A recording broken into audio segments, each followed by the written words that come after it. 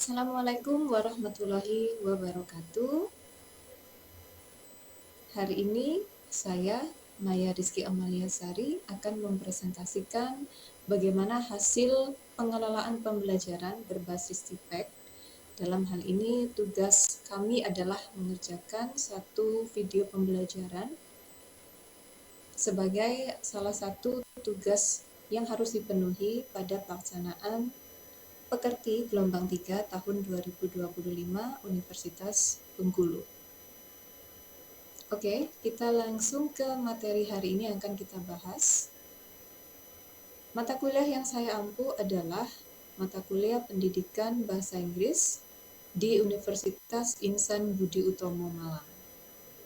Mata kuliah ini biasanya diberikan pada level advance, yaitu di atas semester 5. Dan di perguruan tinggi kami, mata kuliah SLA atau Second Language Acquisition ini diberikan di semester 6 atau semester 6. Dan hari ini kita akan membahas tentang chapter 3 yang berjudul Internal Processing pada mata kuliah SLA atau Second Language Acquisition. Oke, kita akan bahas satu-satu di sini ya. Dalam internal processing itu terdapat 3 internal factors operate as people learn a second language. Jadi dalam prosesnya itu ada 3 internal faktor yang mempengaruhi ketika seseorang itu belajar bahasa kedua. Yang perlu diingat di sini adalah konteksnya. Karena kami jurusan pendidikan bahasa Inggris, maka L1 atau bahasa pertama kami adalah bahasa Indonesia, kemudian L2 atau bahasa kedua kami adalah bahasa Inggris.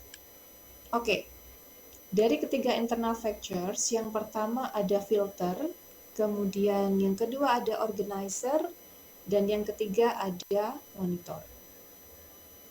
Kita bahas satu persatu lebih detail supaya kita dapat pemahaman yang lebih dalam. Yang pertama adalah filter. Filter ini adalah affective factor that screen out certain parts of learner's language environment. Jadi filter ini merupakan faktor afektif.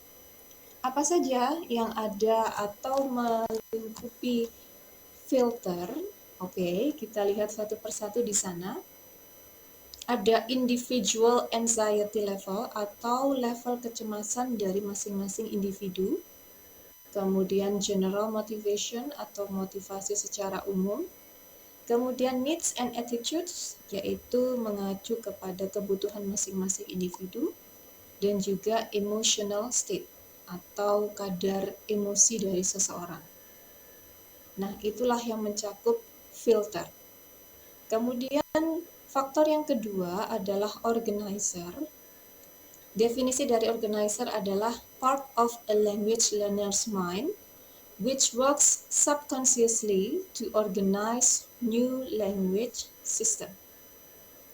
Nah, di sini organizer itu mengcover beberapa hal, diantaranya adalah grammatical structure are learned, jadi struktur gramatikal yang dipelajari. Kemudian ada systematic errors are made, jadi kesalahan sistematik yang kemungkinan itu terjadi atau dibuat oleh seseorang ketika belajar bahasa kedua. Dan hal ini sangat wajar seperti itu. Kemudian yang ketiga adalah monitor.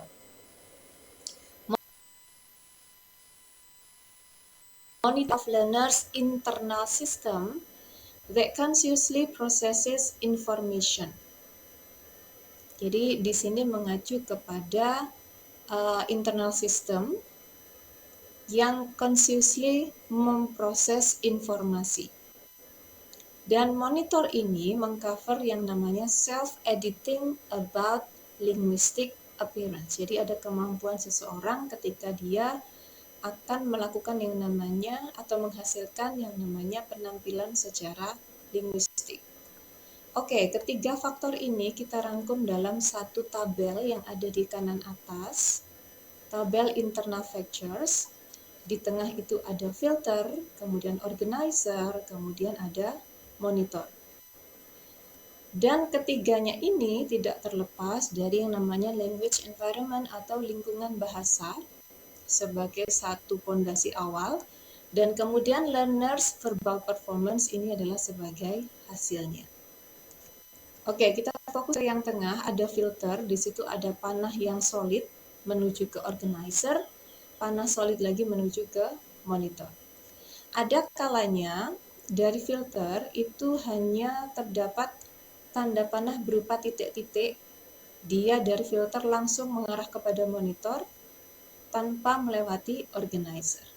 Ada kalanya juga filter itu mengarah kepada organizer, tetapi dia melewati monitor dan sebagai hasilnya adalah learners performance.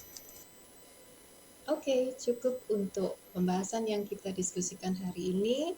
Hari ini kita sudah memiliki 3 kasus yang sangat beragam dan pastinya itu adalah kasus yang real life situation. Semoga apa yang saya sampaikan hari ini bisa bermanfaat untuk kita semua, karena pembelajaran SLE adalah pembelajaran yang memang ada di real life situation. Terima kasih atas perhatiannya. Wassalamualaikum warahmatullahi wabarakatuh dan bye-bye.